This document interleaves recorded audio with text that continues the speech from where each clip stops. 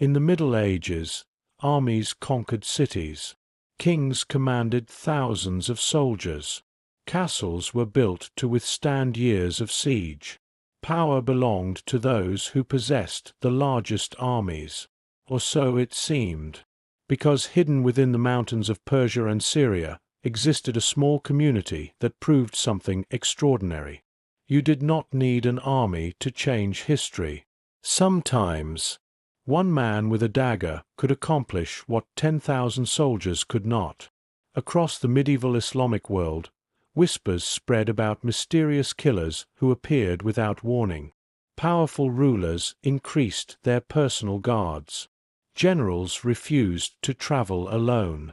Even experienced warriors looked over their shoulders in crowded marketplaces. No fortress seemed completely safe. No throne felt entirely secure. European crusaders eventually heard these stories as well. They gave these mysterious men a name that would survive for centuries: the assassins. The word itself became legendary. Today, it is used in countless languages to describe professional killers. Yet the real history behind the name is far more complicated than the myths. The community later associated with the assassins emerged from the Nizari Isma'ili branch of Shia Islam during a period of intense political and religious conflict. They were not bandits. They were not mercenaries. And they were certainly not a wandering brotherhood that killed for money. They were part of a religious and political movement struggling to survive in a world dominated by far larger powers. At the center of this movement stood one remarkable man, Hasan-i Sabbah. He did not command vast armies. He did not possess enormous wealth. Instead, he built something that frightened empires far more than military strength: a network. Rather than trying to defeat powerful kingdoms in open battle, Hasan understood that carefully targeted actions could achieve what conventional warfare never could. If one influential governor disappeared, a province could become unstable. If one powerful commander died, an entire campaign might collapse. If one ruler lived in constant fear, his decisions would begin to change. This was psychological warfare centuries before the term existed. And it worked. The heart of Hasan's movement became the mountain fortress of Alamut Castle. Perched high above surrounding valleys, Alamut appeared almost impossible to capture. Its position offered security. Its isolation encouraged discipline. Its walls protected not merely people, but ideas. Over time, stories about Alamut grew larger than reality. Visitors described secret gardens, hidden rituals, absolute loyalty. Some accounts claimed young followers were deceived into believing paradise awaited those who obeyed every command. Others insisted they entered battle under the influence of drugs. These stories spread rapidly across Europe. Centuries later, they inspired novels, films, and video games. There was only one problem. Modern historians have found remarkably little reliable evidence for many of the most famous legends. Much of what the world believes about the assassins comes from hostile chroniclers, later travelers, or writers repeating stories they never witnessed themselves. Separating myth from history is surprisingly difficult. And perhaps that is exactly why the assassins became immortal. Not because everyone knew the truth, but because almost everyone believed the legends. By the time the assassins became known across the Middle East, stories about them had already begun to grow beyond reality. Some claimed they feared nothing. Others insisted they could not be bribed. Many believed they obeyed every order without question. But one story spread farther than all the others. According to later European accounts, the young followers of Hasan-i Sabbah were supposedly taken into magnificent hidden gardens filled with flowing rivers, exotic fruit, beautiful music, and every pleasure imaginable. After experiencing this earthly paradise, they were allegedly told that absolute obedience would allow them to return there forever. The tale was unforgettable. It explained, at least to medieval audiences, why these men seemed willing to sacrifice their lives. There was only one problem: the evidence. Modern historians have searched for reliable contemporary proof that such gardens ever existed at Alamut. None has been found. Most versions of the story appear centuries after Hasan-i Sabbah's lifetime and often trace back to writers who never visited Alamut themselves. The most famous source is Marco Polo. His account helped introduce the legend to Europe. But there is a historical difficulty that cannot be ignored. Marco Polo was born decades after Hasan-i Sabbah had died. Even more importantly, Alamut itself had already been destroyed by the Mongols before Marco Polo could have seen the legendary garden with his own eyes. That does not necessarily mean every detail is false. It does mean historians treat the story with great caution. Another famous claim concerns the very word assassin. For centuries, many writers argued it came from the Arabic word hashish, suggesting the group's followers used the drug before carrying out missions. The explanation became so popular that it entered books, films, and eventually modern culture. Yet today, many scholars dispute this interpretation. Some argue that political enemies deliberately used the label as an insult. Others believe the word evolved through medieval misunderstandings, translation errors, or hostile propaganda, rather than reflecting actual practices inside the Nizari community. No contemporary evidence conclusively demonstrates that the group's operations depended on drug use. In fact, surviving Nizari traditions emphasize discipline, religious devotion, patience, and careful planning far more than intoxication. The reality was likely much less sensational and far more impressive. The assassins succeeded not because they possessed supernatural courage, but because they possessed extraordinary intelligence. They spent months studying their targets. They observed routines. They learned palace layouts. They identified trusted servants. Sometimes they infiltrated enemy strongholds by blending into ordinary life. Patience became their greatest weapon. A mission might require years of preparation before a single blade was ever drawn. That level of discipline terrified their enemies far more than any legend about magical gardens, because it suggested something deeply unsettling. The assassins could already be watching, and no one would know. The assassins rarely marched into battle. They did not command vast armies. They did not besiege cities. And they almost never fought wars in the way medieval kingdoms understood them. Instead, they changed wars by removing the people who led them. Their strategy was astonishingly simple. If one powerful ruler disappeared, entire armies could lose direction. If one governor died, an entire province might descend into confusion. Why destroy 10,000 soldiers when one carefully chosen target could achieve the same political result? This philosophy made the Nizari Isma'ili movement unlike almost every military power of its age. Their operations demanded patience rather than numbers. A mission could require months, or even years, of preparation. An operative might quietly enter a city disguised as a merchant, scholar, servant, or traveler. He would observe routines, study guard rotations, learn where the target prayed, where he met advisors, which entrances remained unguarded. The attack itself often lasted only seconds. Everything before it was the real mission. One of the most famous examples occurred in 1092. Nizam al-Mulk, the powerful vizier of the Seljuk Empire, had spent decades shaping one of the greatest states of the medieval Islamic world. He was experienced, respected, protected.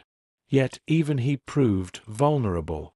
According to several historical accounts, an assassin approached him while disguised as a petitioner seeking justice. The disguise lowered suspicion. When the opportunity appeared, the attack was swift. Nizam al-Mulk died from his wounds. The consequences reached far beyond one man's death. His loss weakened the political stability of the Seljuk state during an already turbulent period. Whether every later detail of the assassination is accurate remains debated. Its historical impact is not. The assassins had demonstrated that no office made a man untouchable. Not long afterward, another figure would discover the same lesson. Saladin, one of the greatest military commanders of the crusading era, a ruler respected by allies and enemies alike. At different moments during his campaigns against the Crusader states, Saladin became the target of attempted assassin operations. The exact number of attempts remains uncertain, but contemporary Muslim chroniclers record that at least 2 serious attempts were made against his life. One story, repeated in several later traditions, tells of Saladin awakening to find a dagger placed beside him with a warning message. Whether this specific episode occurred exactly as described remains impossible to verify. Many historians regard it as a symbolic tale illustrating the assassin's reputation rather than a firmly established historical event. What is well documented is this: Saladin took the threat seriously. He strengthened his security. He launched campaigns against Nizari strongholds. And even after military victories, he chose negotiation when complete destruction proved difficult. That decision speaks volumes, because rulers who feared no army still respected the danger posed by a handful of carefully trained operatives. The assassins had achieved something extraordinary. Their greatest victories were not measured by the number of enemies they killed. They were measured by the fear they created. Kings changed routines. Generals doubled their guards. Courtiers began questioning every unfamiliar face, every visitor, every messenger, every stranger carrying a sealed letter, because the most dangerous weapon in the medieval world might already be standing quietly inside the room. For nearly 2 centuries, the assassins had survived against enemies far larger than themselves. The Seljuks had failed to destroy them. Regional rulers had failed to destroy them. Even powerful sultans who regarded the Nizaris as a constant threat discovered that capturing one mountain fortress rarely ended the movement. Their strength did not depend on a single army. It depended on a network. Scattered castles, trusted couriers, carefully chosen strongholds hidden among the mountains of Persia and Syria. As long as those fortresses remained connected, the movement could endure. Then, in the middle of the 13th century, a new empire appeared on the horizon. Unlike previous enemies, the Mongols had no interest in compromise. They did not negotiate from weakness. They did not tolerate rival centers of power behind their front lines. Every independent fortress represented a future threat. Every unresolved enemy represented a future rebellion. The Nizari strongholds would have to disappear. The task fell to Hulagu Khan, grandson of Genghis Khan. His campaign into Persia was unlike anything the region had experienced. Entire kingdoms collapsed before his advance. Cities surrendered in the hope of avoiding destruction. Those that resisted often paid a terrible price. When Hulagu turned his attention toward the Nizari fortresses, he did not rely solely on brute force. He combined overwhelming military pressure with diplomacy, engineering, and psychological warfare. One fortress after another faced the same impossible question: fight or surrender. At the center of this struggle stood the legendary fortress of Alamut Castle. For generations, Alamut had symbolized security. Its steep cliffs made direct assault extraordinarily difficult. Its defenders had survived siege after siege. Its reputation seemed almost as strong as its walls. But by 1256, the situation had changed dramatically. The Mongols surrounded the Nizari positions with an army far larger than anything they had previously confronted. They brought siege engineers from across their empire. Supply lines stretched for hundreds of miles. Escape became nearly impossible. The Nizari leader at the time, Rukn al-Din Kersha, faced an impossible decision. He understood that prolonged resistance might bring catastrophic destruction upon every remaining fortress. Negotiation offered a slim chance of preserving lives. He chose surrender. The decision has remained controversial ever since. Some later writers portrayed it as a betrayal. Others argued that no realistic military alternative remained. Whatever his reasoning, the result was the same. Alamut fell. The fortress that had inspired fear across the medieval world was now under Mongol control. Ancient libraries were dispersed or destroyed during the campaign, though historians continue to debate the scale of the losses and exactly which works disappeared forever. Centuries of accumulated knowledge vanished alongside the political state that had protected it. Yet something remarkable happened. Although the Mongols captured the castles, they did not destroy the legend. In many ways, they strengthened it.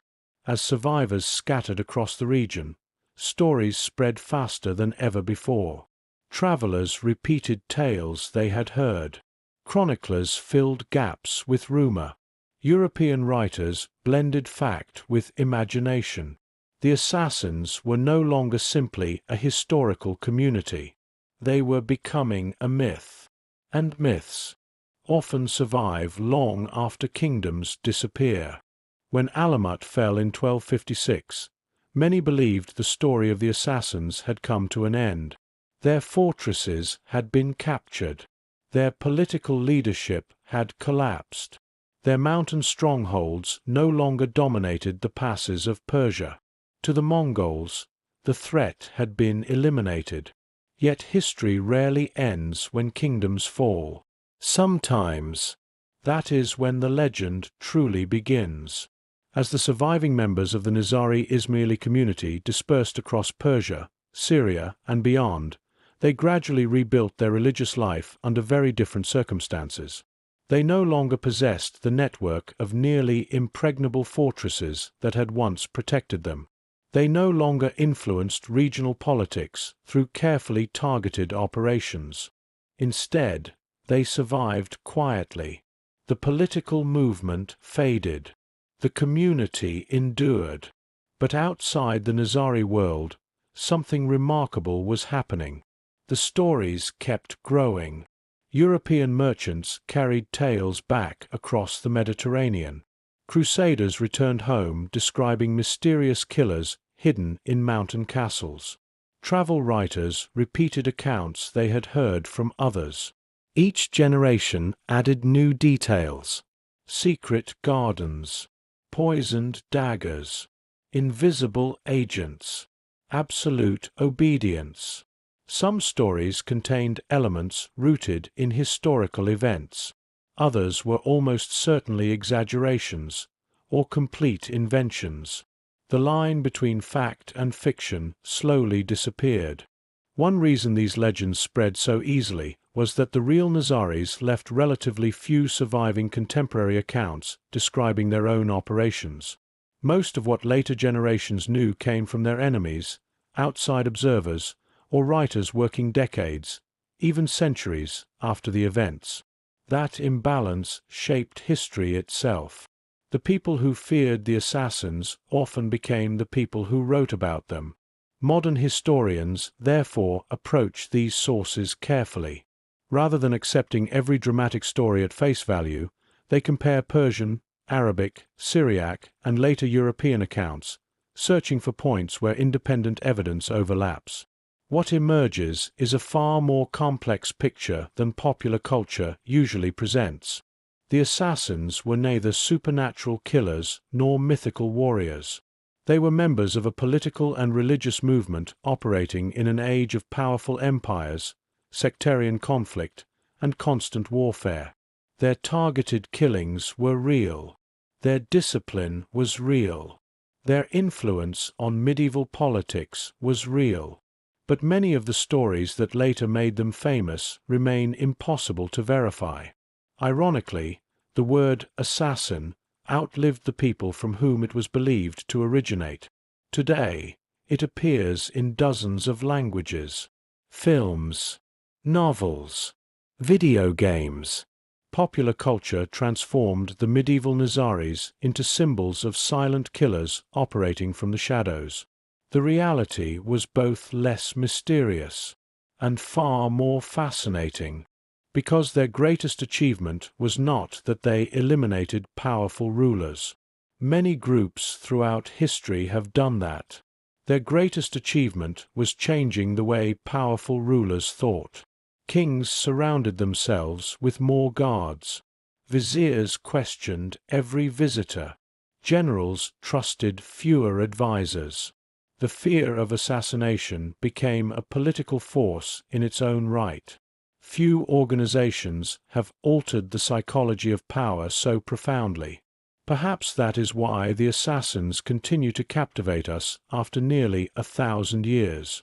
Not because every legend is true, but because the truth itself is extraordinary.